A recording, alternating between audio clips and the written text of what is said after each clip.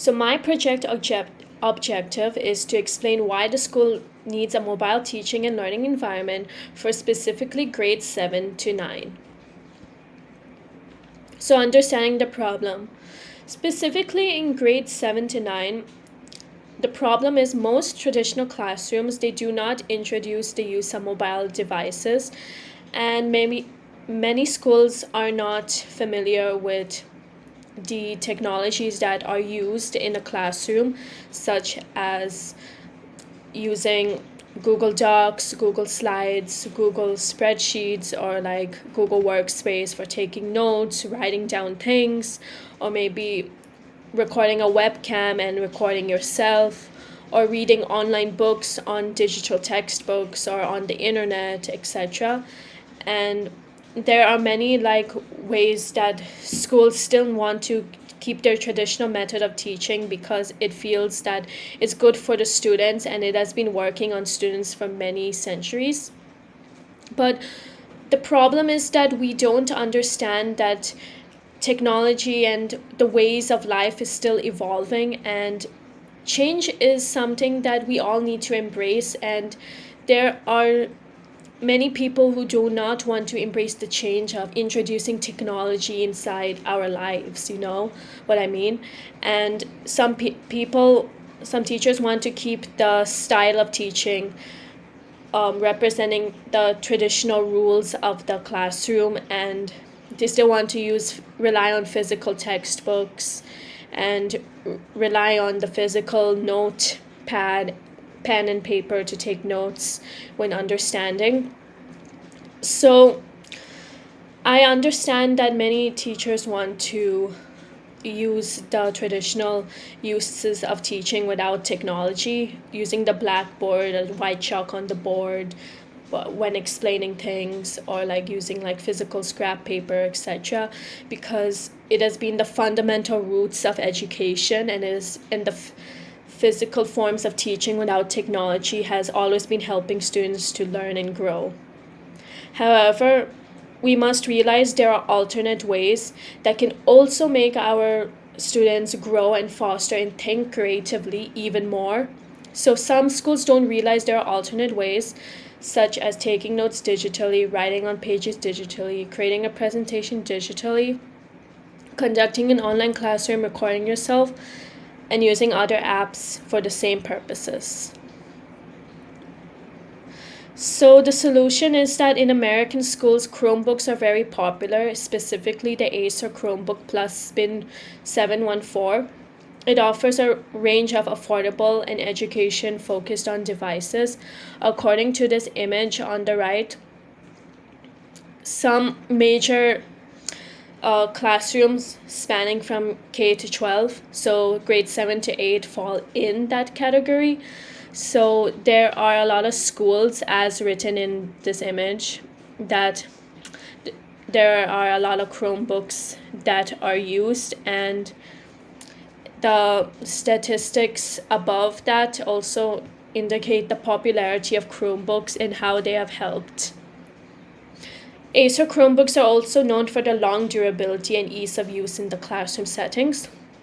Each device will include a touch screen capability, a built-in webcam and microphone, compatible with Google Workspace for Education, which can teach students a lot of things. And Google Chrome is the fastest browser and has a lot of popular uses by many schools.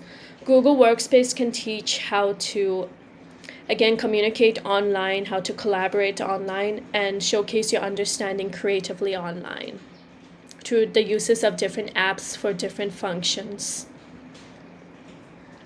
The cost for Acer Chromebook Plus Spin 714 is $500 per student, but for a total of 200 students, it will cost $100,000. And I feel this is reasonable because according to the national average spending per student, there is a $17,074 per student annually across U.S. public schools. So according to my proposal, a $500 per student is very reasonable, as it is way less than $17,074, and it is a modest investment for long-term usage for the right purposes in terms of our evolving technological education. Then the implementation. So I'm going to explain how schools were implemented from the scratch to the final result. So an example would be phase one, which is so suppose the current month is July. The school will start from the scratch by ordering and receive devices. In phase two, which is August, they will distribute 200 devices to the grade 7 to 9 students during orientation. So I think orientation is the best time because it is before when the real school subjects start and before when you really start studying and getting into the content. So there will be this one administrator who will teach during orientation how to use these devices in terms of setting up the school Gmail account and setting up the most frequent required school apps that are needed for the school. Then phase 3, which is September, they will begin classroom integration with pilot lessons. And then phase 4 will be October, where after the testing is done, after students get a feel of the technology through the little bit of practice, a full curriculum integration would be there across all class subjects so that students will get more comfortable practicing more and more using this technology. There is a positive impact for teachers and students, so I will explain the impact. For teachers, it streamlines lesson delivery and grading. They can also present online classrooms, online feedback on students with their assignments through the different school-required apps, including Google Workspace and Google Classroom, Google Docs, etc. And there are opportunities for flipped classrooms, flexibility in learning, and blended learning.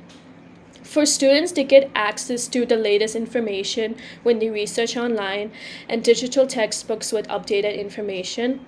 There's also online collaboration, so socialization doesn't get affected using like the apps in Google Workspace, as mentioned in the slides, Google Chats, Meet, and Gmail.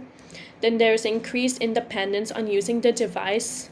So this age is a good start to be independent by learning the skill of using a technology, and increased multitasking between the content and presenting your work creatively using the Acer Chromebook. Why is it worth it?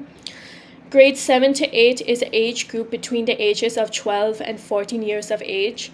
It is a perfect opportunity to learn before high school, college, and work how to handle technology on their own. And you may never know, when you get a job, there are some jobs that require technologies while working. So when you learn from a young age, a review has shown that career interventions during middle school directly impact lifelong career development. So learning technology at a young age is easier. I learned technology at a young age. So I think it will really help to handle that independence and presenting the understanding creatively, ask questions, multitask, and also it will really help how to be strong and learn that nothing is impossible. I can always learn this new skill that will help me. And we can always adjust to the new ways of evolving technology so that we can fit in society and get used to the culture. And it's an exciting journey when you face obstacles and challenges of using such new technologies like that we never encountered in the past.